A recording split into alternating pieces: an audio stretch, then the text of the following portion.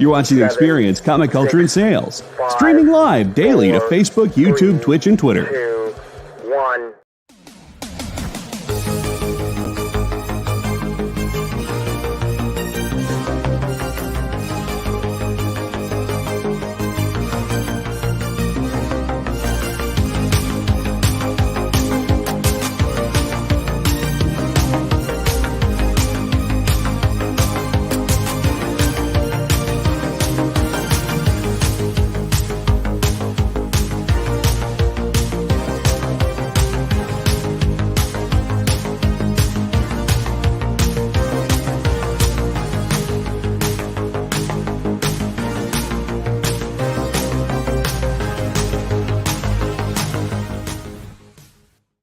Hey everyone, welcome to the Geek Chat. I'm Beardy Rich. And I'm Desmond, aka Black Beauty, or Baby Beardy. Baby Beardy. Thank you for joining us. You are watching us on The Experience, where there is something new every day of the week, whether it's shopping, news shows, reviews like us.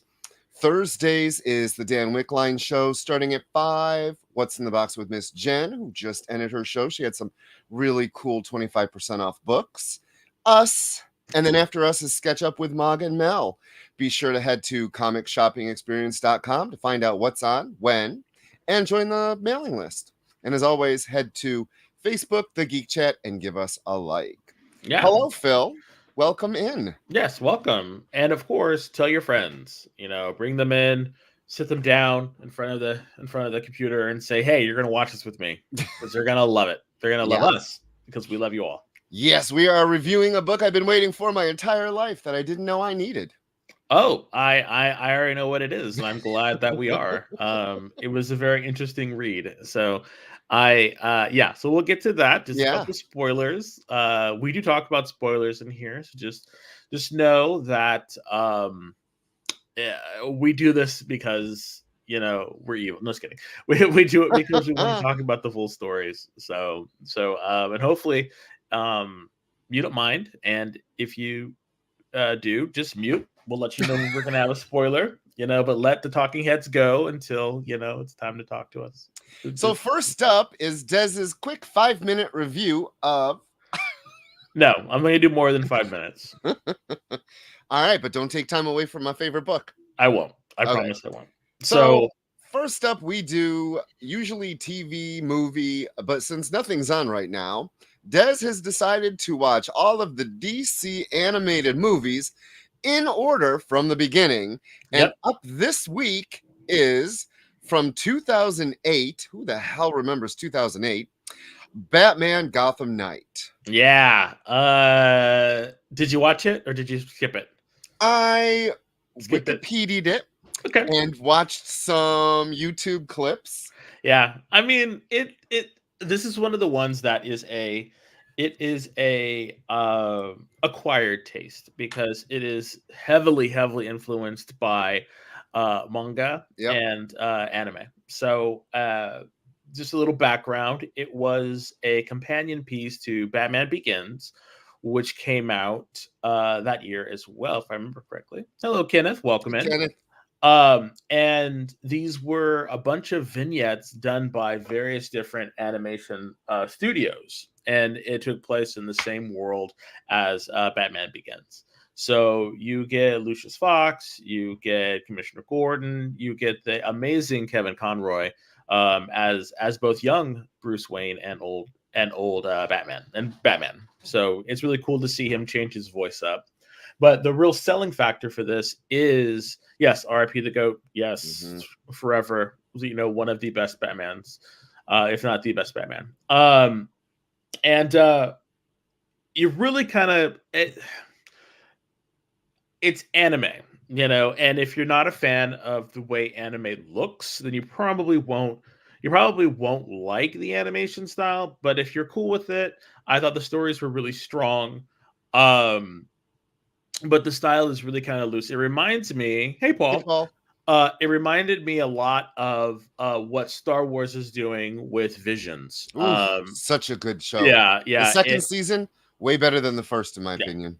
So this kind of reminds me of what they were trying to do with this back in the day, 2008 is when they were doing that, and there was a lot of animes back then that would do these little vignettes. Robot Carnival, I think, was one of them, and so you have the Batman in various different scenarios. Some carry over, some don't.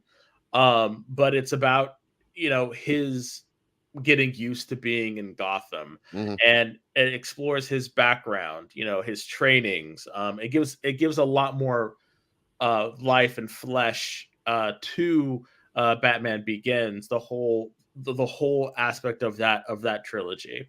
Do you need to watch this? No, you don't. But I do think that the performances are spot on. My favorite one, or one of my favorite ones, or two other ones that are really my favorite. Well, three actually, but it was the first one. The first one, have I got a story to tell you about how these three kids about their experiences with Batman, and he's different. The first one, he's a shadow monster because kids will exaggerate.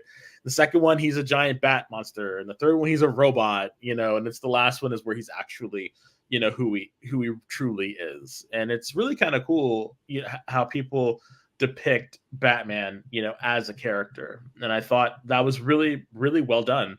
The second one I really liked was the one with when he was in the sewers chasing down Killer Croc and the Scarecrow. I thought both of them, that whole aspect was great. The animation, while wonky, really reminded me of Mike Mignola. Oh, I was really getting that kind of gothic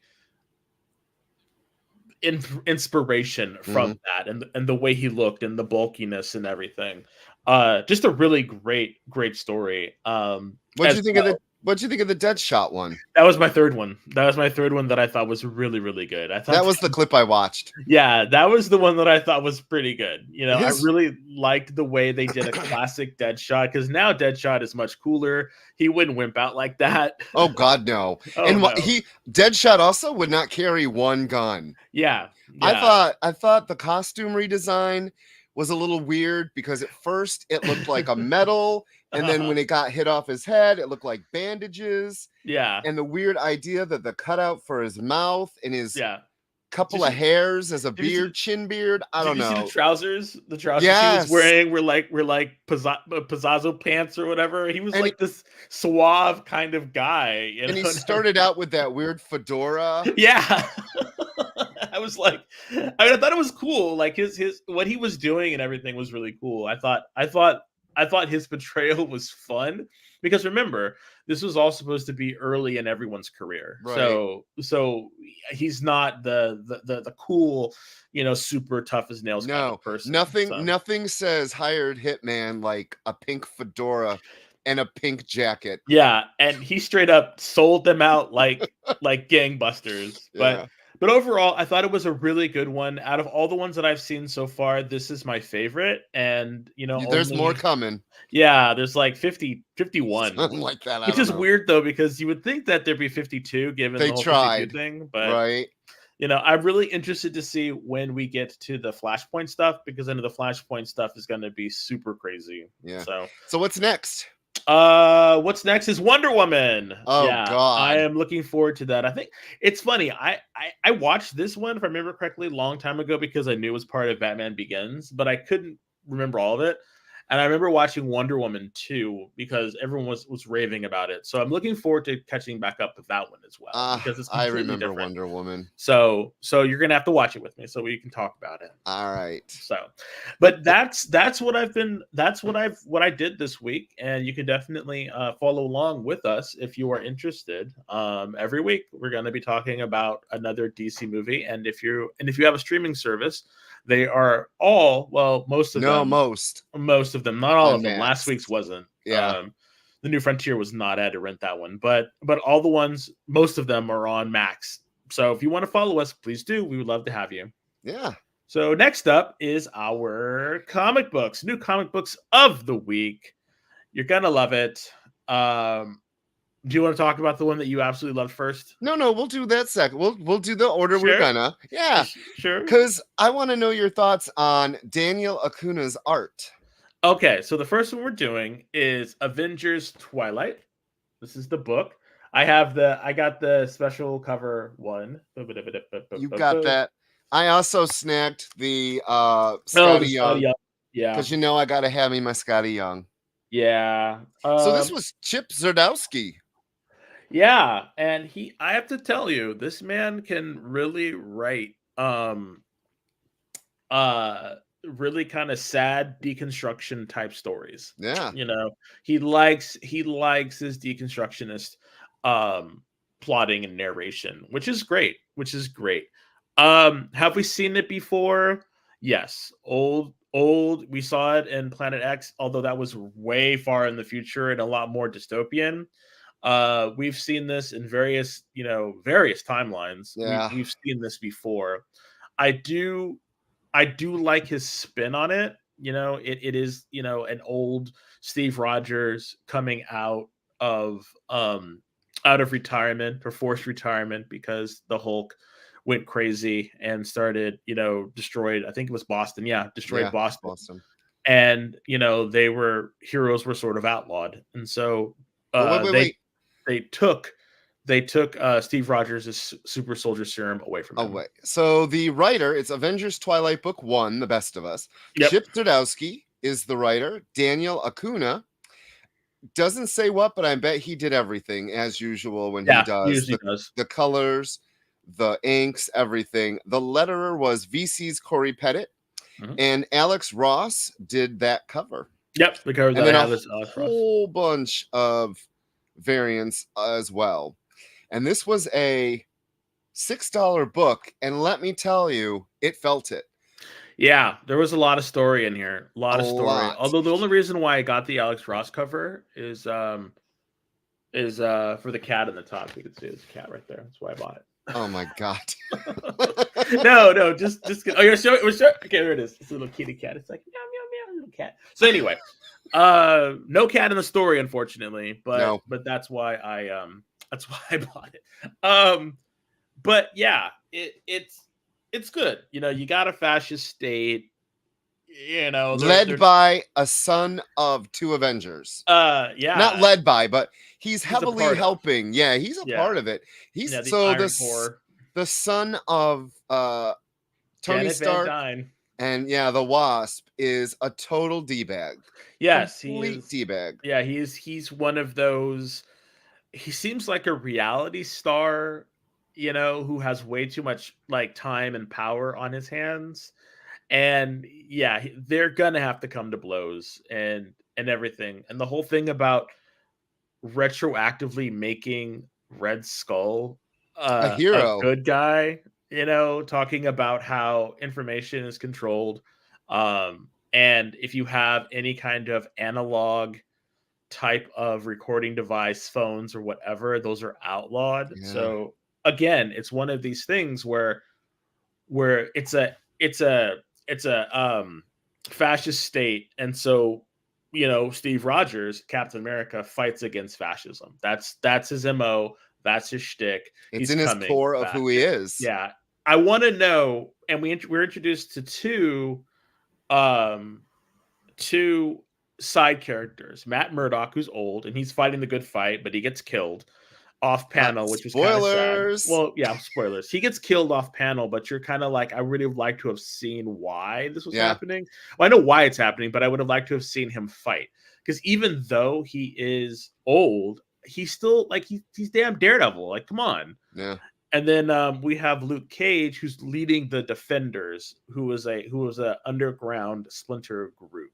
And he doesn't have indestructible skin anymore. I really hope we get to see what happened and why that happened. And then there's a new set of Avengers running around who are policing everyone. And they're basically a police force. Yeah.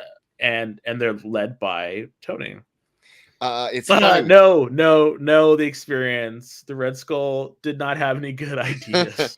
I thought the idea of Iron Cops was pretty cool, though. Yeah, I thought that was fun. The idea that Tony Stark, his son, has taken the armor and outfitted cops with it. Yeah. Like, there was something that's not new as an idea. I think he is putting enough into it to make it something new and fresh. Yeah, I 'Cause really we like the way that he wrote Captain America too. yeah, it was very like he got thawed out of ice again. And Yeah. he's married, or I believe To he's married to yeah, Maria. to Maria.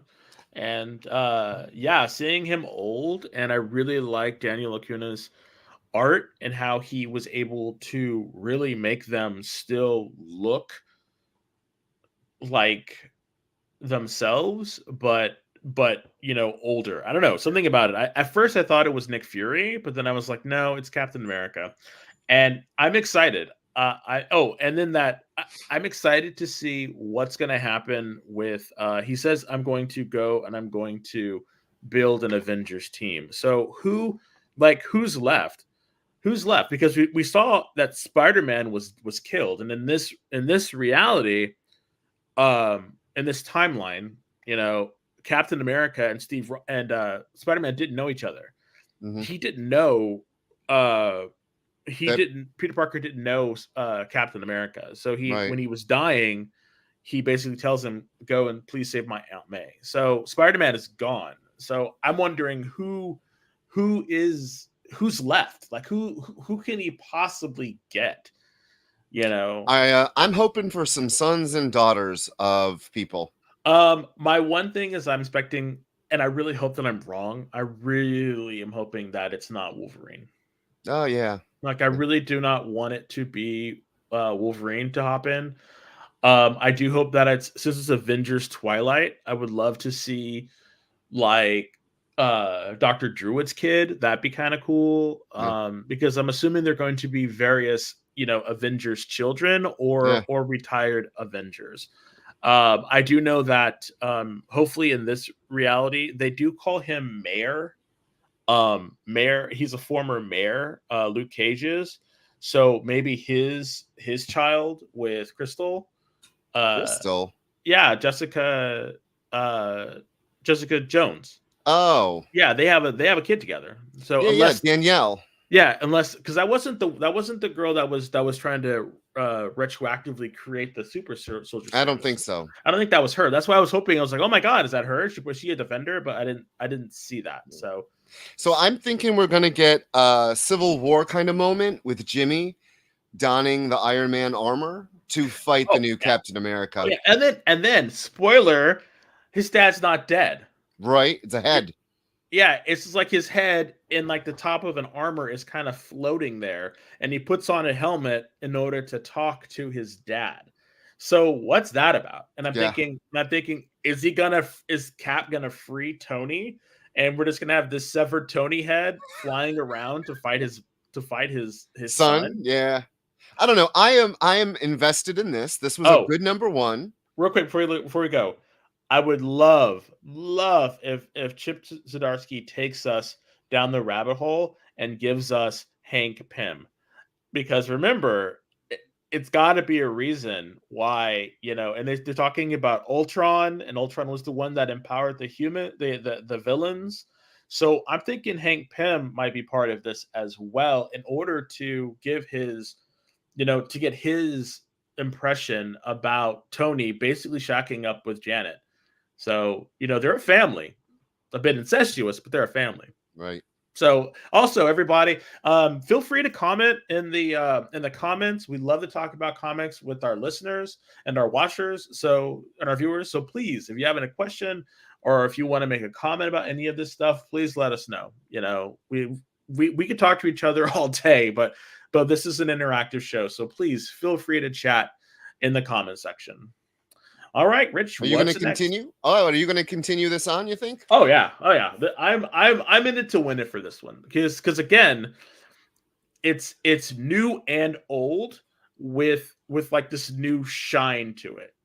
That's what I like about it. You give me children, you give me legacy, you give me, even though it's a trope that's been used before, you give me children and see how they're dealing with this new reality. I'm there for it. True. Really, really, really, really strong. Right. Same. So our next book up for our break is in the world of Image Comics Skybound Energon Universe. It is the continuing story of G.I. Joe and Transformers.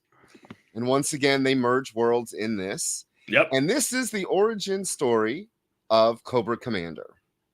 Kind of an origin story. Yes, kind of an origin story.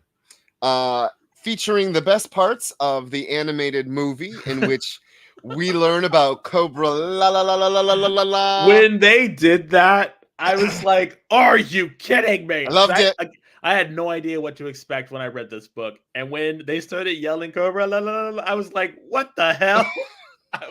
I was seriously taken back to my childhood. I was like, yeah. So I flipped out a little bit. Joshua Williamson was the writer.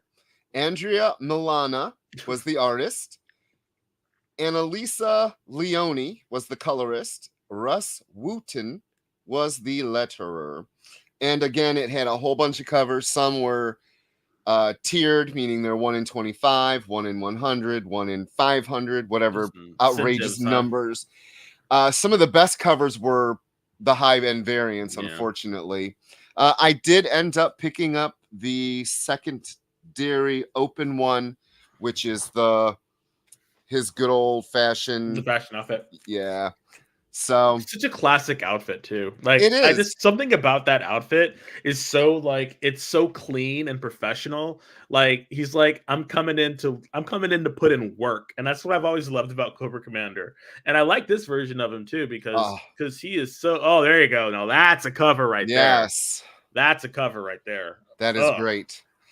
Is that the J. Scott Campbell version? It might be.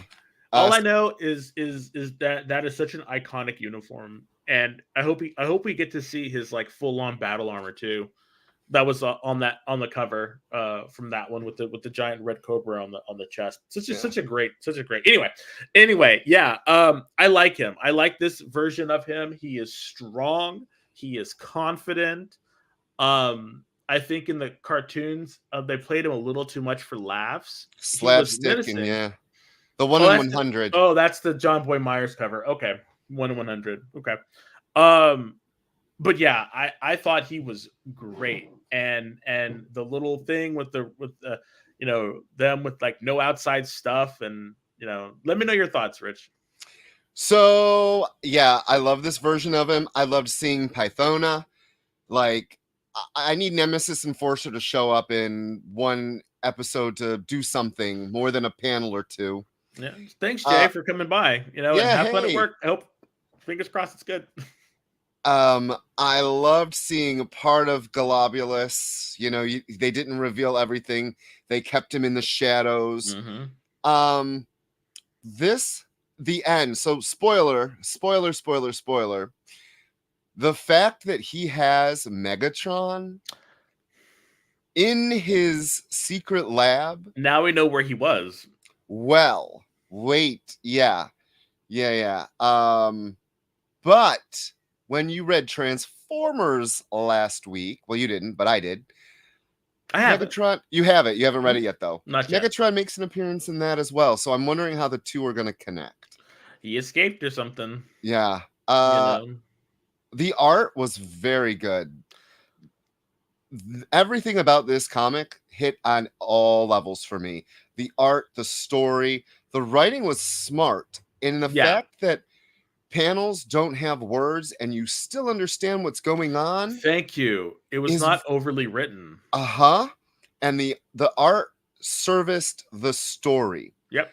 They worked together. And I think this Energon universe rollout, Duke was very strong, a great number one. Mm-hmm. And that's setting up the G.I. Joe team. Cobra Commander, because spoiler alert, the last page, we're going to the Dreadnought. So my favorite Zartan is coming in. I knew you were super happy on that cover they previewed. With Buzzer? Yep. Yeah. I was like, I know Rich is just, I'm all over this right now. I have been a huge G.I. Joe fan. I love Cobra. Yes, this book, if you are a lapsed G.I. Joe reader, if you liked the cartoon when you were a kid, you need to pick this up. You need to pick up all the books, even Void Rivals, which is still a part of the universe, but not.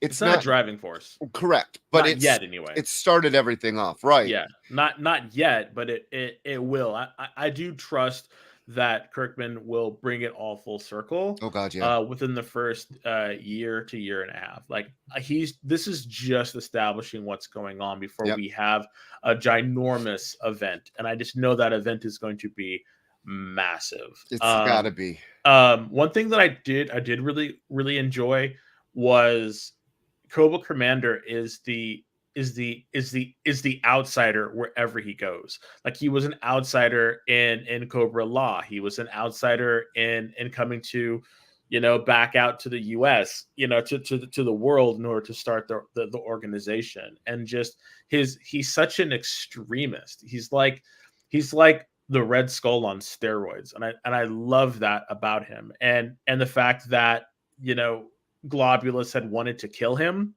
And yet he turned that around using tech that he got from Megatron. Just brilliant. See, it's stuff like that. And then showing God and like talking about like, I'm loyal. But then I'm wondering, is he really loyal? No, he's not. Of course he's not. And of course he's not. And that is what takes it that next little level, because in the cartoons we never really got fleshed out. No one really got fleshed out. No. It was topical. Yeah. This, on the other hand, this first issue really gives you the mindset of what he wants. Yeah, and like him, and then him when he exploded, and that woman was like, "Should I throw this?" And he's like, "You fool!" And then it gets blown up, but he survives, and all the snakes biting him and mutating him. Yeah, it just and then she was like, "Wear that helmet for shame," and I'm like, so, and that's something from the comics, like he wears that helmet out of shame, and I'm just like, just from the cartoon. I mean, it's just again.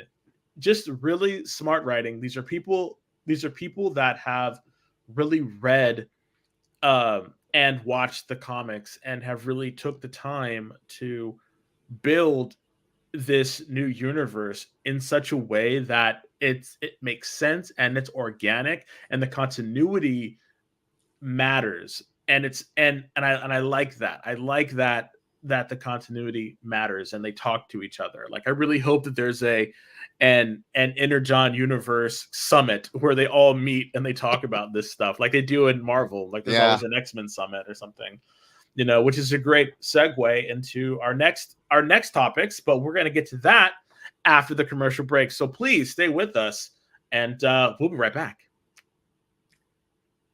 Did you know that every Experience show, including some exclusive content, streams on Twitch? Check it out, twitch.tv/the_EXP. Or just scan that QR code. Symphonic verses, Nocturne's romance.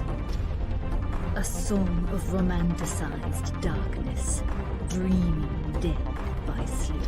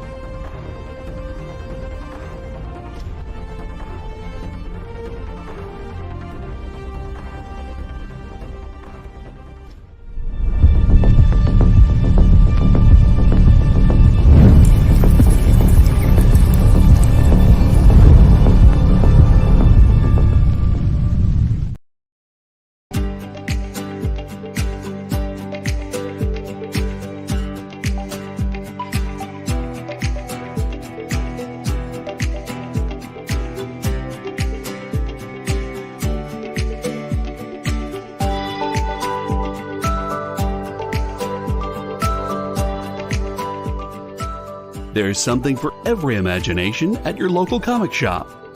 Visit comicshoplocator.com to find a store near you.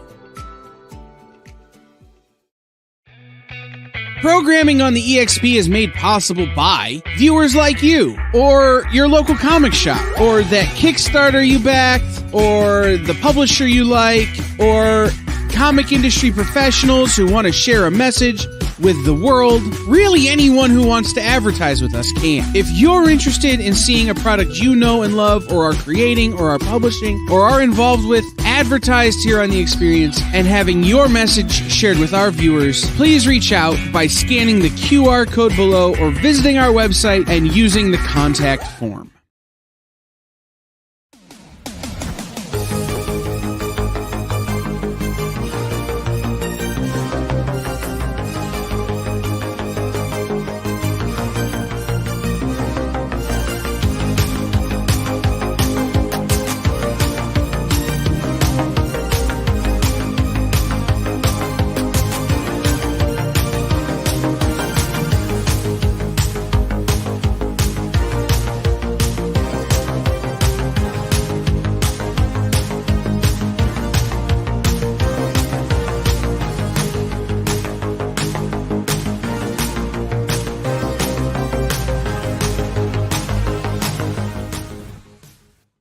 Hey everyone, welcome back. You are watching the Geek Chat on The Experience. I'm Rich. I'm Des. And be sure to like and follow and subscribe to The Experience. We're on a whole bunch of social media: YouTube, Facebook, Instagram, Twitch, and TikTok. Head to comicshoppingexperience.com to find out what's on when and join the mailing list. And of course, go to Facebook and like the Geek Chat. We're always posting something. Yeah. And please tell your friends about us. Like, share, subscribe, wherever you are. And we do this for you. Please, we do this for you. So next up, Fall of X. Finally. I teased a little bit of it last week. And this book was bananas. It's so okay, let's get this out of the way. X-Men number 30. I got this cover. Ooh, nice cover. Yeah, I had to get the Banff cover. I thought it was amazing. So classic Nightcrawler, just phenomenal. With this book, I just want to show real quick. This is the variant that came with it. Yeah. So I almost got that one too. This is the dead X-Men. Yeah. Straight from the Hellfire Gala that was murdered by Nimrod. Yeah. And we will be reviewing this comic book in 2 weeks. The last week of the month, the Dead X-Men #1 miniseries comes out. Wow, that's pretty crazy. So this book was written by Jerry Duggan, art by Phil Noto, VC's Clayton Cowles did the lettering. So that means Phil Noto did the ink work, the color. So Phil Noto, if you are not familiar with Phil Noto, he is a workhorse. Yeah, he is. Haven't seen him in a long time, though. And I was shocked when I opened this up, and I was like, and of course the cover was Joshua Cassara, who went from X-Force to the main X-Men book, which I see as a promotion, kind of. Yeah, it's a promotion. And I miss his interiors a lot. I follow him on Twitter, and he does live sketches where he'll sit on and do a live doodle or whatever. Those are so cool. I'm glad when artists do that. Yeah. So in this book, I teased out a death. What did you think of the death? Well, I guess those healing factors aren't they don't make you immortal. Nope. I was shocked. I was like, damn. So last week they killed his son, and this week they did away with his clone daughter. I love that they're consolidating. They're like, you know what? There's too many Wolverines. You know, it's like Robin's out here. Start killing him. Whoa, that's exactly what happened. So if you don't know, Laura Kinney, old Laura Kinney with the white stripe and all that, she did. High Evolutionary basically came in, was like, kapow, and she was just like seriously. I was like so unceremonious too. Yeah, like he just vaporized her. Not even nothing, you know. At least when Tasha Yar died in the Star Trek: The Next Generation, there was a body kind of left. Nothing. She was just ash on the ground. Everything. There is something left. She's residing in Sync's body. In his mind. Which I thought was pretty damn cool. I was not expecting that at all. But when he started talking to her, and you know, and then I can't remember who it was, came up and was like, "Who are you talking to?" And then he was like, So Nobody. well, what's weird is he didn't just um it's like he literally downloaded her conscience into his head, like they used to do when they would bring people back from the Right. dead. Like he literally just has her whole conscious in her head. And it's weird though, because you can have like memories, and I've had people have like, oh, we have memories. No, she is a fully functional consciousness that is sharing in his head.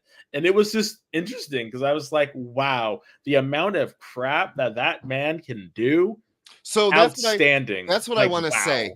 I remember Wow. the Phalanx Covenant. What did they call it back then? Where he was first, Yeah, there's the Covenant. and with him and was it him and M? Yep. I believe, and Emma and Sean. Yeah, the Generation X stuff. Yeah. And then when he became Sync in the Generation X book, he used his auras and sync up to whoever. I like the Zoras. I wish they came back, but you don't see them anymore. Forward 2 decades, and now he is a living catalog of powers. And I love the growth that he has had in these and years. The whole thing with the gene bomb, and I like that they are tying up loose ends for the Krakoan age. I mean, like, they had set up all this stuff in motion, and now they're like, okay, we gotta kind of tie up these loose ends. And in this, I mean, that's basically what this issue was. It was tying up loose ends about how they're going to fix what Orcus did by making the mutant drugs poisonous for humans. And so it's a catch-all. I mean, I expected it to be. If you got to kind of wrap this stuff up relatively quickly, this is how you do it. You have like a deus, what is it, a Deus Ex Machina, and then you have it, and that's what you have.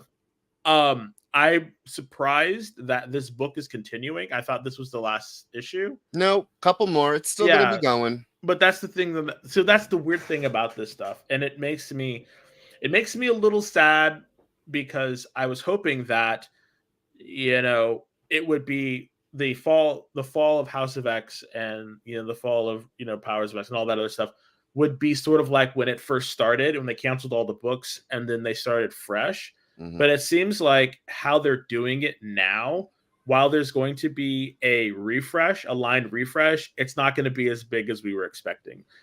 That's what I believe. I don't think it's going to be as big as we were expecting. So I think we're going to get at least 7 to 8 titles out of it. I really do. Oh my Lord, I hope not. I do. Well, remember, Marvel's new publishing plan is 1 or 2 ongoings, because right now the only ongoings for the X books have been X-Men and X-Force and Wolverine. Those are the only ongoing titles. Everything else has been miniseries. That's how Marvel really is doing this line. Yeah, that's true. That's true, because it's all easier to be encapsulated into trades that have a much higher shelf life. No, I get it. I hadn't really thought about that before until you said that. Yeah. But yeah, this is basically this is what's going to happen. So yeah. So I guess what's going to happen, if we had to play devil's advocate, is there's going to be like you were saying, maybe 3 lines that are ongoing, and then everything else is going to rotate in and out. Like, you're going to get another Exterminators book for a couple issues. You're going to get a Hellions book for a couple issues. So they got to redo the title. X-Factor, So yeah, New Mutants is a title that they have to put out, or they'll lose it. They learned their lesson with the Order a couple of years ago. Well, more than a couple of years ago. We haven't had a Generation X in a book. while. We have. We've had X-Force. Yeah. We need the Uncanny back. So that's what I mean. That's what I mean. Like, we were joking about it last week, but yeah, it's going to be Uncanny X-Men in a silhouette of that damn mansion. Yeah. I will, to this day, I believe that the mansion will be back. Mark my words. So I got to tell you one thing that bugged me about this book. Which book? No, this book. What bugs you about it? Why does Firestar have fire? She is microwave based. She's not living fire. I mean, I really would have liked it if well, you know what? Maybe it was maybe, and I nothing against Phil Nato because I really like his art. Maybe it was one of those things where they were like, "Hey, we need you to do this book. Can you do it?" And he's like, "Sure, I can get it out there. I can get it out in time." And he basically just said, "I can just silhouette her body in fire, and we can move on." Because it's much easier than drawing a full body. I really wish that they hadn't done that. Although I do think her fire little thing, her Yeah, it's fire mask was cute. kind of cool. But yeah, she doesn't have flame based She powers. doesn't have flame-based powers. It took me out of it too. I'm not gonna lie. I mean, she's the only person that can point her hand at a bag of popcorn and it pops. That's her powers, people. Miss Jiffy Pop. She's all like this Oh. on her hand. Yeah, that was my only complaint. I loved the issue. The art was great. That beginning panel where Scott and Jean are having sex in the fire. She's like, "I am the fire." I was like, "Wow, okay." Which it just means that she's gonna be back. It's like, come on, Jean is gonna Messiah it up at the end, and she's probably going to, in order to keep her around, they're gonna get rid of her ex Jean. That's probably what's gonna happen. I love how Dr. Stasis threatens the doctor.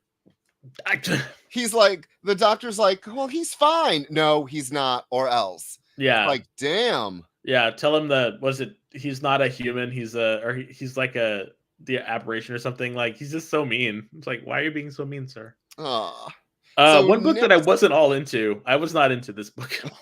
This is another one of their miniseries.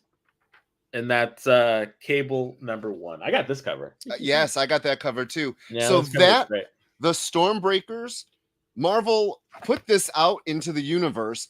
All of those Stormbreaker covers make one giant image, but Marvel just cranks so much ish out. They don't allow people the option of saying, "Oh my God, this makes a giant image," for people like me who, oh my God, great gimmick. I got to have them all. Yep. So I have to say though, like, you can call me old school, you can call me whatever, but I will forever love his look. Cable has just the best.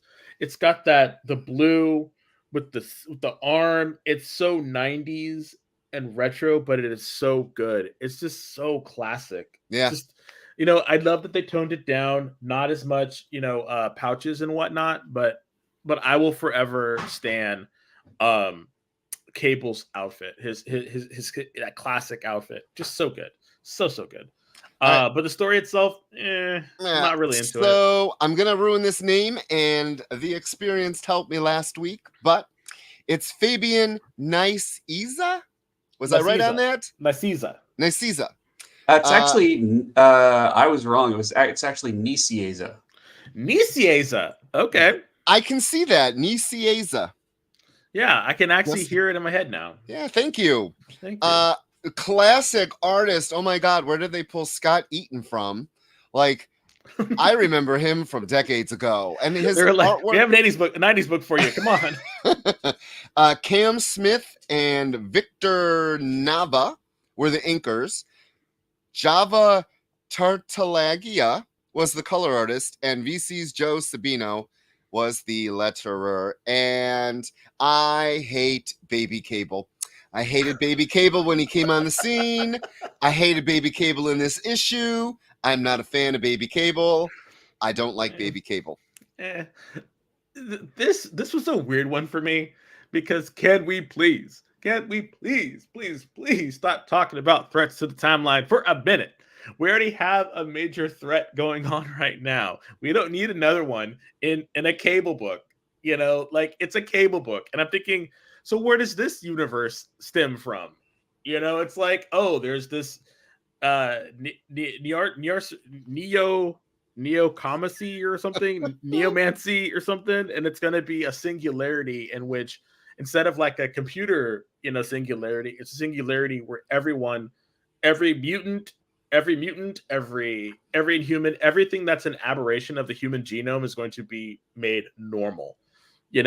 And while I think it's a really cool idea, and I think that's something that, if you want to strive against individuality, and people are saying like, oh my God, there's going to be a singularity where man and machine are going to connect and merge. Now, no. Every gender, every power, everything is going to merge and become this homogenous, creature a people, a homogenous humanity. And I thought, what's a really cool concept? Why is this in Cable? And like, why are we doing it now? It's like, it's so unnecessary right now. And then the villain. Okay, but that's the weird thing. He's an Iron Man villain. I actually like that. I was like, oh my god, they didn't introduce a new villain. It's the Gray Gargoyle, who is an actual like scientist. And I'm thinking, who takes all his clothes off except for a cape and some drawers and turns to stone. That's his gimmick. Yeah, they even asked, why is he taking his clothes off? Like even that's weird to me. It's like, I know you're talking and you're getting ready to get into your gear, but it's weird.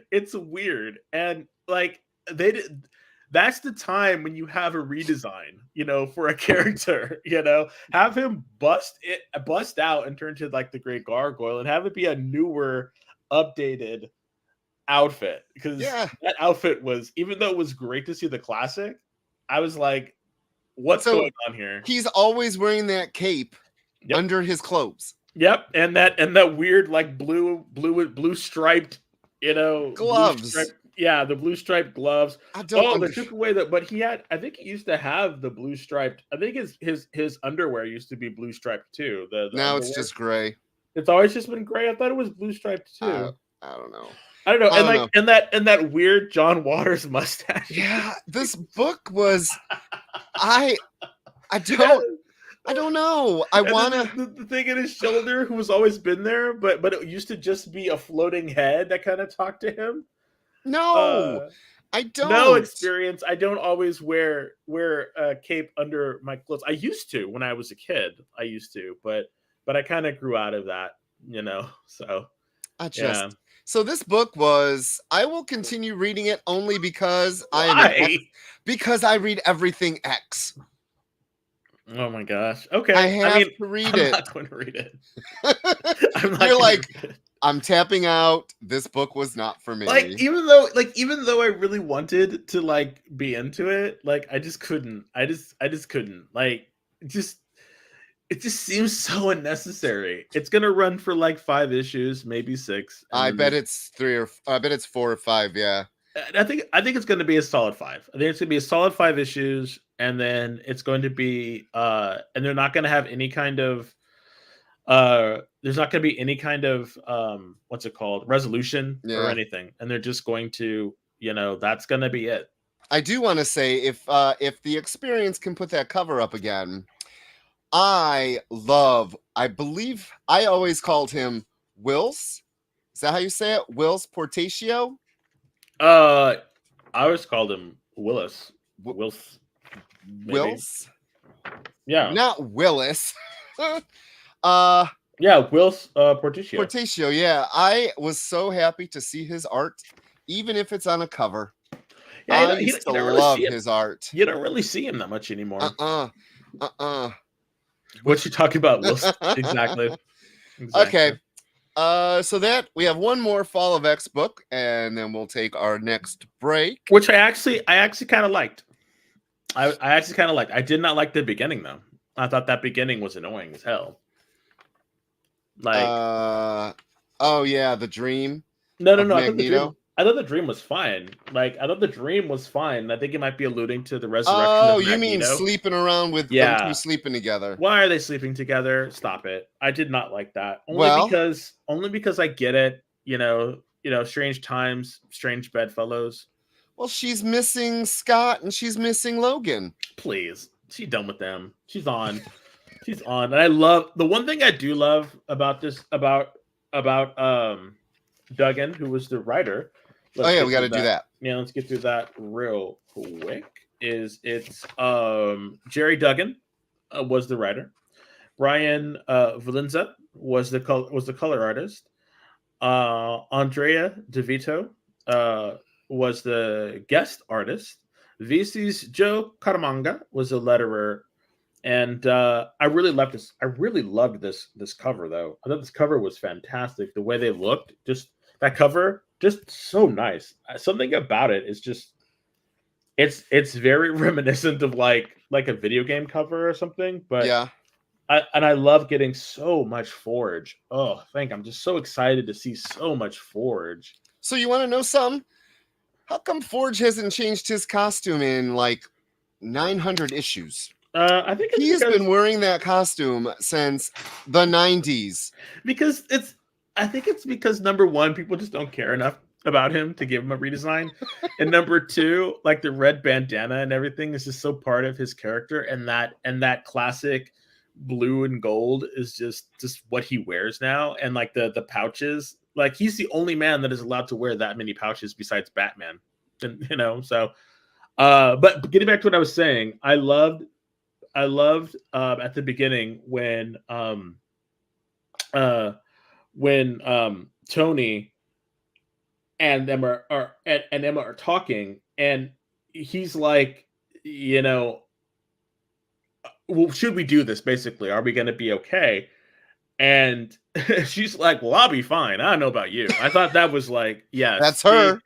I love I just see it's those quiet character moments that Jerry Duggan gets so right with these characters. So even though I don't want them to be together. I just don't want them to be together. I think they'd be too much of a power couple. I just I knew what's going to happen. Like you know what's going to happen. They've been together running around, Bonnie and Clyde it up like crazy. So of course they're going to do it. But yeah, I was kind of okay with it, but kind of not. So funny. I'm sorry. Go ahead. No, go ahead. I have not been reading Iron Man ever. Oh, I have. And so the fact that Riri had the rings and then just let them go. Fantastic. I thought it was amazing. The sad part is I won't know what happens after, because once this whole Fall of X is over, I'm out. Oh yeah, you're not gonna read it Iron Man's Fireman anymore. Oh yeah. No. Well, maybe it'll show back up in maybe it'll show back up in her book, or maybe because I really think that they're gonna, once everything is over, and because Iron Man has been so heavily tied to the X books, they're gonna cancel it and restart it again. Most likely. Oh god, yeah. And then maybe we'll get a little bit more. I just love the way that it started up. It put it out there in such an organic way that allowed them to create new stuff. And I really hope, knock on wood, that this is something that leads to another cosmic type stories. Like maybe it'll show up in Guardians of the Galaxy, or we'll finally get another kind of like, Annihilation Wave kind of event that was so good in the early 2000s. Like that whole cosmic line by DNA was just fantastic, and we haven't had anything like that in a very long time. So hopefully that's what I'm hoping for. And then going to the planet with the dwarves to kind of finally do something with the Mysterium, was kind of cool. And them turning on them was kind of weird. Like the whole book was fun. It was just fun, and Riri and Forge working together and stuff like that. It just, like, I'm here for it. Like, I love Forge. It's like something about his character is just like he's so underutilized, and the fact that like he can literally build anything, is just, and working with Riri, just like I really would like for him to become her mentor instead of like Tony. Like, I really would think that that's a really good way. Bring him out of the X-Men, have him work with Riri, and really have something come out of it. It's a really great pairing, and I really hope that they continue. Yes, the experience says. I was going to say that. Yeah, okay. I also have been a fan of Jerry Duggan for a while, and I do remember the Brian Posen run. Yeah, crazy, silly, dumb, fun. Loved it. Interesting that. The one thing I do appreciate about some of these X books is the tying thread between them. Yeah. And in this, we have Firestar, and she is doing her best to lie, to tell Orcus, they're going to be here. Yes. And then next up, we get Iron Man versus the stolen Wolverine skeleton body thing. Let's go and die, because remember, we ain't gonna have no more Wolverines running around here. I'm telling you, I think they're gonna get rid of it. Like, I think this is gonna. I think a lot of books are gonna end after this one, and I really hope. I really like this character development. Even though I'm still kind of on the fence about Emma and Tony together, it's starting to grow on me. And the reason why I'm saying this is because if you didn't read the Iron Man series prior to this with Cafu, and I can't remember the writer's name, it's escaping me. Him and Patsy Walker got together with that. Granted, it seemed like a lot of trauma bonding with them in that series. It just felt more organic. Their relationship just felt more organic. But well, like you said, this one isn't. It's not. This is. But now it's becoming convenience. Something. Well, but yeah. Now it's becoming something. Now I'm kind of like, are they gonna be an item? Because like, you think so? You don't think so? I don't think they're gonna be an item. Well, I don't know, sir. I don't know. I think the jury is still out. In the comments, let us know. If you read this later, if you watch this later or now, let us know. Do you think that Emma and Tony would make a good couple, a good power couple, or do you think that they should just go their separate ways? Because she ain't going back to Scott. That door is closed, and I think that after the Krakoan era is done, so is all that extra stuff. So extra stuff. Yeah, seriously, they're gonna have co-ed showers at the mansion, at the mansion school. It's co-ed, everything. Boys, girls. That's it. Everyone in between. The Blackbird's going to come out of the tennis court again. No. I'm telling you, sir. I'm telling you. And Forge is going to build it all. Bring in Riri. God. But all right, folks. So that is it for this collection of the Fall of X. Oh, the experience says, what if it's a mansion school but in Malibu instead of Connecticut? I think they tried that already with West Coast Avengers. And that didn't work. So, I mean, granted, this would be a school for youngsters, but no, I don't think they would work. I think people would be like, it should be in Manchester. It should be in, Westchester, But I really believe that it's going to come to pass, and we're all going to be reading books about them playing baseball. I miss that though, and fighting off. Are you excited for the resurrection of Magneto? So you got it, didn't you son of a you SOB? You got it, don't you? You have it. Oh, I hate you so much. See, this is the problem with when your best friend is a retailer. Like, I tell you the God, I tell you honest God. Anyway, having said that, I have to go drink some water to cool off because Xavier's Transcendental Meditation Spa for Gifted Children. I could see that. I would read that. Yeah. Especially if Stacy X. If you put Stacy X in that book, I'll read it. Google Stacy X. She's an ex snake whore. Yeah. Okay, break time. All right. See you in a minute. Bye. See you in a minute. Did you know that every experience show, including some exclusive content, streams on Twitch? Check it out. Twitch.tv/the_EXP. Or just scan that QR code.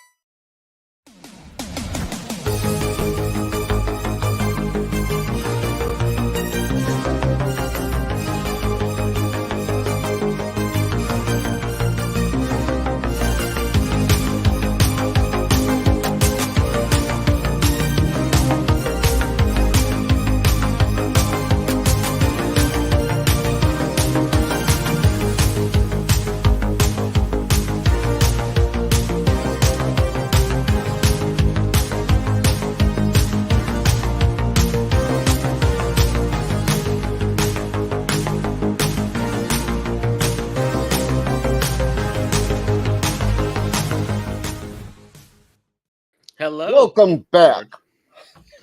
Hello, and welcome back to Xavier's Transcendental Meditation Spa for Gifted Children. Hey I'm everyone, Desmond. I am Rich. Welcome back to the Geek Chat. You're watching us on The Experience. Stay tuned because at 7 o'clock Pacific, 10 o'clock Eastern, Sketch Up with Mog and Mel is on. They've got a lot of great guests tonight and some giveaways as well. You are watching us on The Experience again. Head to comicshoppingexperience.com, sign up on the mailing list, and see what's on for the rest of the week. So, Okay. next up No. Even though you have read it already, I haven't. you haven't. Okay, good. I haven't. Are you excited for the resurrection of Magneto? Yes. I'm interested because I want to know how they're going to do it. So, I don't. His whole story was Storm over in X-Men Red, and how they both didn't want to come back, and they which had I read. They wanted their things, destroyed. Mhm. I don't understand the idea behind it, why it was so necessary for them to stand on that and make that their what is the phrase? Sorry, baby girl. Their hill to die on. Yeah, I don't understand the direction behind that. Well, the reason was because they thought that the Iraqians, were like, well, you all can just come back. We can't do that. That's not cool. And so they were like, well, we're going to make it an even playing field. And that's why they did it. So Yeah. I get why they did it, but it's like, okay, if Magneto's going to come back, then the whole, the 5 and the eggs and all that stuff really didn't matter. So Right. Do you remember back in the 80s with the Storm and Magic, the Magic miniseries that they did? Oh yeah, vaguely, but yeah, I remember it. And it was Storm's ancestor. Mm-hmm. Yeah. And then she showed up again in New Mutants. Yeah, her magic stuff. I know she's in it. It's also drawn by an artist that I absolutely love. So I'm really excited to read this. Luciano Vecchio. Oh, wow. I follow him on Twitter and Instagram. Hold on one second. My dog. Stop.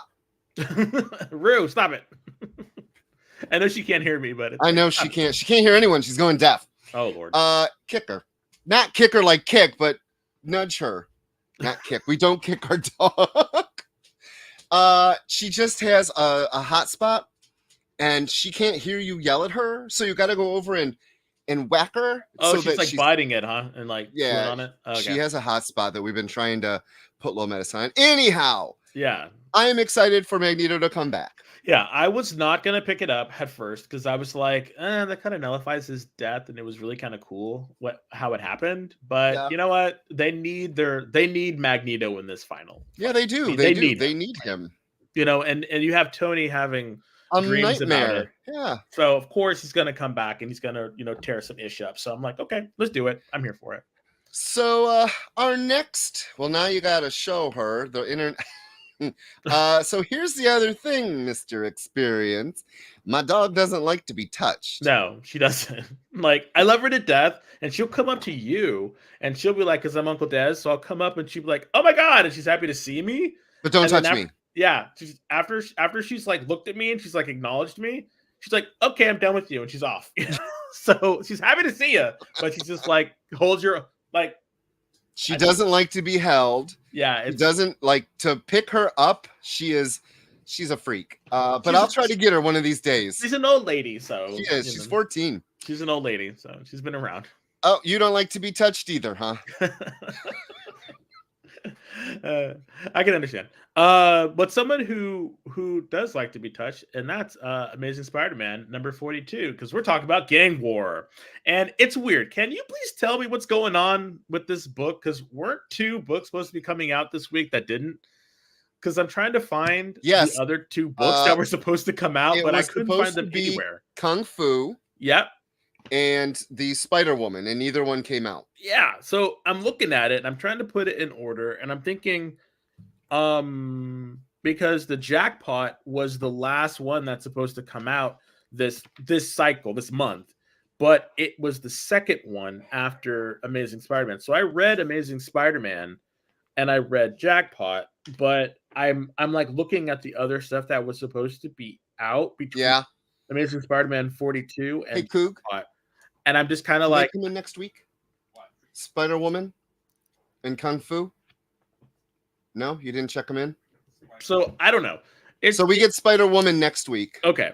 So because there's like a big thing that happens in this book, because it's like the Amazing Spider-Man 42 that we're talking about now, it's like the main thread that all these other stories branch off of. So a lot of stuff comes to head in the Amazing Spider-Man Right. in issue 42. So I'm thinking, okay, like what happened in these other books? Although given some of the editor's notes in the book, I don't think only like I think Jessica Drew has a mention in it, but I don't think Deadly Hands of Kung Fu. So I'm assuming that they're going to show up at some point because it ends on its big giant battle. So Gang War, Amazing Spider-Man number 42, writer Zeb Wells, penciler John Romita Jr., inker Scott Hanna, colorist Marcio Means, and letterer was VC's Joe Caramanga.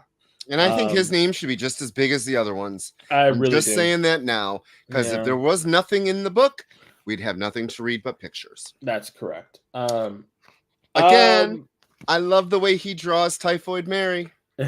Okay. That beginning. The only reason they fought, the only reason Kingpin and his wife, Typhoid Mary, fought, I need to go back and read because I didn't realize they were a couple. But you didn't? They're married. I know. I didn't get it. It didn't pop in my head that, oh yeah, they're married. You know, it was like, what the hell? And they have like kids and stuff. And the only reason why they fought was because they were having a tiff and they needed to blow off some steam. And I don't know if I like that or if I don't like that or what. I'm just a little like that was what this was about. And then Kingpin basically calls the Rose and is like, we're out. We're sitting this one out. The Kingpins, the Fisks are sitting it out. Y'all can do what you want, but we're out. So he basically took his people and just bounced. And I'm like, that's it? So I'm starting to understand why people don't like Zeb Wells. I'm really starting to understand because I was like, what? I grabbed 41 from last week as well. And it's really funny because the fight at the end of last issue's book took up 3/4 of the book. Right. And then we get to this issue and we're like, bye. Yeah. Oh, sorry. We just work out some marriage issues. Then talk about a cover that has zero to do with the interior of a book. I mean, covers are made to sell books. We all know this. Yes. A cover generally has nothing to do with what's going on inside the book. It's been that way for so long. But this issue cover really has nothing to do with anything. No. That barbed beetle costume, this dark beetle costume, what a waste, because there was no fight in either issue. Yeah. Well, there was a fight, but it was off panel. Yeah. You know, that's the problem. You know, they're talking about like, the Rose is leaving. You know, this was just to show you that we could be a force if we wanted to, but we're not. So now we're going to leave. And I'm like, okay. And so this was just to show that the daughter, the Beetle, could hold her own, you know? And I'm like, okay, that's great. And then, but the saving grace, the one saving grace that I liked about the book, and I'll be quite honest, I'm glad that it was here, was Madame Mask and Beetle talking to each other. And it's going to break down to these two kind of fighting for it. Right. And I thought, okay, all of this for the two of them to kind of consolidate power. So all the other people were just causing a distraction in order to whittle down the numbers so that Madame Mask can make a play for it. So on that aspect, I was like, okay, I get Gang War. I get what it's about. I can understand it. And I'm glad it's down to these two people. Though when you look at the final page and you see the sides, you see the sides, which is kind of weird that it's like that. you see like all these AIM people, and I'm sorry, I just think AIM would wipe the floor with everybody. But I'm interested to see who they're going to bring in to fight. I wonder if it's going to be, because we've only got one more issue in Spider-Man, and so everything's going to have to start wrapping up with. Sorry, we have two more. We have 2 issues. Two more issues. 2 come out next month. Yeah, so we have 2 issues in order to wrap this whole thing up. So in my mind, I'm thinking, okay, he's probably going to bring out Elektra. It's going to be the people that we've seen before, but I really hope that it's other people, like Golden Goblin's going to come out, and some other people are going to pop in. It would be really cool to see Hornet, Hobby Brown come out, because he was mentioned in Miles Morales. So it'd be cool if those come in. It'd be cool if Scorpion comes in, because now he's working with Miles Morales.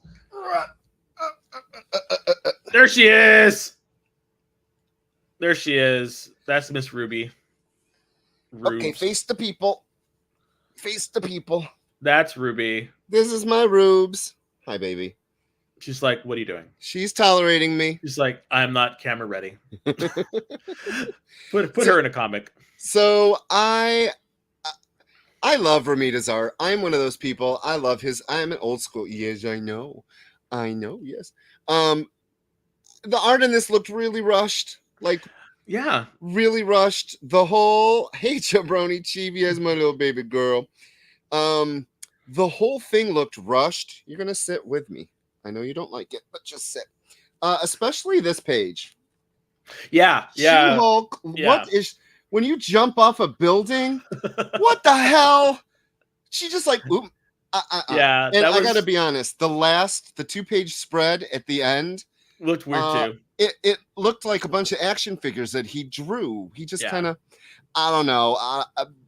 The beginning of the book with Mary and the fight and Fisk, I just feel like he was rushed. Stop looking. Yeah. I'm still loving the. Oh my god. Okay, I'll put you down. She is just okay. Go, good girl. I just felt adorable. It was rushed. Yeah, it was incredibly rushed. It felt rushed. The story. So this issue, while had some movable parts, really felt like you had said, what the hell was the whole half issue of last issue with them fighting just to be like, oh, we're gone. Yeah, I don't know.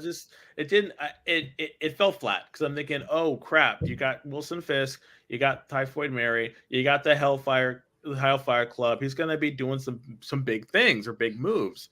Nope. So again, that was kind of a letdown, and I'm really interested to see once this is all said and done. I really want to see what really kind of happens at the end of this. I think what's going to happen, and please, record this. Let me know in a couple of episodes if I'm right or wrong. I do believe that this version of Spider-Man will be ending with 50, and we will be getting a new Spider-Man launch. With a new writer? With a new writer and a new creative team. I do believe that's going to happen. All right, we'll see. I mean, people have been really talking about their disdain for Mr. Wells, and I'm just like, after this, I don't think there's going to be a large status quo change like we're seeing in the X-Men, and I just think that this is what's going to happen. So I got a question for you. Next up, we're going to be reviewing Jackpot, but I want to know, are you a fan of these two just being friends and her dating someone else? No, I hate it.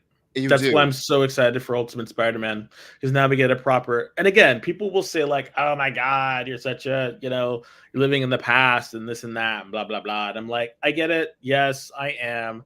I do prefer this. Am I still reading Spider-Man? Yeah, because I want to see what happens. Would I love them to be together? Of course. Who wouldn't? Does it give them an opportunity to explore different things and different relationship dynamics? Of course, and that's great. Were you a fan of when he was dating Black Cat? Again, no. No, because they've already dated before. They've already dated before. There's always been that tension between. But that was what was so good about it, was there was this tension between Black Cat, Peter, and Mary Jane. And I thought that was a very interesting love triangle that they had created. But when you take that out, is this Peter Parker dealing with, oh my God, she's a cat burglar. And it's like, I should stop her, but I wouldn't. And that's just way too much like Batman and Catwoman. Yeah. For me. It really is. And I'm just like, we already get that over there. They do it much better over there.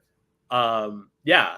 I just don't understand why they're scared of it. And I really hope that Ultimate Spider-Man like really kind of nips that in the bud. So much so that they believe that it works for the main 616 Spider-Man, and we get these two back together and have it be different. You can explore different stuff with this. You really can, and these kids who were buying, comics, they see these type of relationships all the time. By that I mean, relationships. And so having Spider-Man be married is not going to alienate anybody. Or change. I just noticed I'm Ironbeard. That was hysterical. Oh, yeah. So throw up the cover to the next one, because we're talking about MJ. And I got this cover. That's a cool cover. Yeah, I got this cover. I thought it was really cool. Oh, I have show it again. Show it. Yeah. I like this one. I thought it was really kind of cool. I think her costume is weird. Her power set is weird. I don't know anything about Jackpot very much so. I mean, I know about it, but at the same time, I'm just kind of like, why? Like, out of all the gimmicks you can give Mary Jane, this is the one you chose? Yes. So that is my ultimate, that one word. Why? Why was this comic put out? This wins the award for the most unneeded, unnecessary comic book of the week.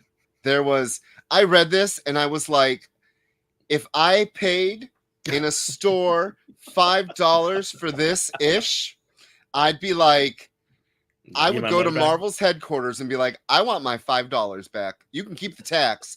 Give me the damn $5 back. It wasn't that bad. It was. So do you remember when Marvel put out those kids' books and they basically just took the cartoon and put it in a book with some word bubbles? Oh, you're killing me. That was this book. Now, the art was very serviceable. It wasn't hideous by any means. Yeah, it looked like I was reading a cartoon. Yeah, it definitely had a more fluffy art style. Yes, I'll definitely give that. Celeste Bronfman was the writer. Joey Vasquez with Eric Gapster were the artists. Edgar Delgado with Eric, Arcanigia. They were the color artists. VCs, we have a new one. Ariana Marr. She was the letterer. Yeah, welcome to VC. And that cover, you remember we interviewed him a very long time ago. Pablo Villalobos. Oh, wow. Yeah, we did. Ages ago. So I was happy to see him with Romulo Fajardo Jr. They were and then a whole bunch of cover artists. Yeah, I really liked the covers. I thought the covers were really cool, and it beguiles the comic itself. It's not a weird comic. It's just it's just like, I think this comic is a definition of meh. It's a definition of meh. Yeah. That's all. And was it needed? Necessary? Did it pass the time? Yeah. Well, I was sitting there. Yeah. It's not good. It's not bad. It's just there. And it's interesting that they're giving Mary Jane something to do, because were people like yelling for Mary Jane to be Jackpot? And I think so. It happened, I guess, it happened a long time ago. Oh, it did. With the green costume. But now talk about not knowing what a character's powers are. She had black vines, green plants, a tornado, and on her Jackpot, when they come up 3 of the same, she has powers. It's like, so imagine Dial H for Hero, but it's a wheel, and you just basically hit it, and then when it syncs up, you'll get a power. But that her boyfriend made. Well, but I think it's something to regulate her power output. So some of it, I think, is coming from her directly as well. How? I don't know. And please, if you're in the comments and you listen and you watch this in the future, and please let us know. Comment down below. Let us know. Why? I just look at this book as just sort of like we gotta give MJ something to do, and we gotta make this Paul character a central part of her character for so right people now. like him. Yeah, no. It's just forced. It's just forced. And the whole thing about like you had the Jackpot Tiger and have her name be Jackpot. Well, I think it's kind of interesting to do that. The way that they made her power set is just weird. Yeah. That's all I want to say. One thing though. What? I did like the new Electro. I do like the female Electro. I think she's really kind of cool.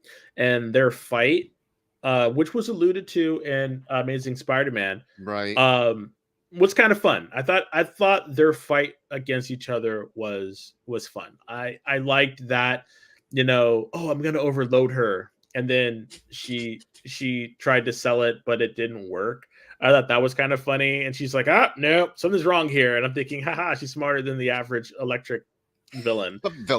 So I thought that was kind of cool. I was like, okay, because Mary Jane, is not a very good actress, and that's fine. But I thought that was kind of funny. She was a long time ago. Well, people forget. People like to forget stuff that yeah, she was an actress and a model in the 90s. So, and she had very, very big dynasty hair. Like, look at those old Todd McFarlane pictures of her. He drew everyone with big hair. Well, I love that. There's a really nice Todd McFarlane kind of. It's on YouTube, and it's sort of like a pseudo documentary. And they were talking specifically about Mary Jane and how everyone, her copy sheet, her style sheet was that kind of like straight down red hair with the black in it. And he was the first one to change her hairstyle. Oh, really? In the 90s. Yeah. And so that was a really big thing. So he was the one that basically made her hair that big, red, poofy sort of kind of like, Texas, debutante drag queen kind of thing. The higher the hair, the closer to heaven. Exactly. So he was the first one to kind of do that and really take her off of sheet. So it was really kind of interesting. And so to have her, running around, I mean, Mary Jane has come a long way. I just don't think that this is the proper vehicle for her. And there are better ways to make her relevant than this gimmick right here. So, well, if you enjoyed the Jackpot and you want more of her, coming this March, we're going to have Jackpot and Black Cat.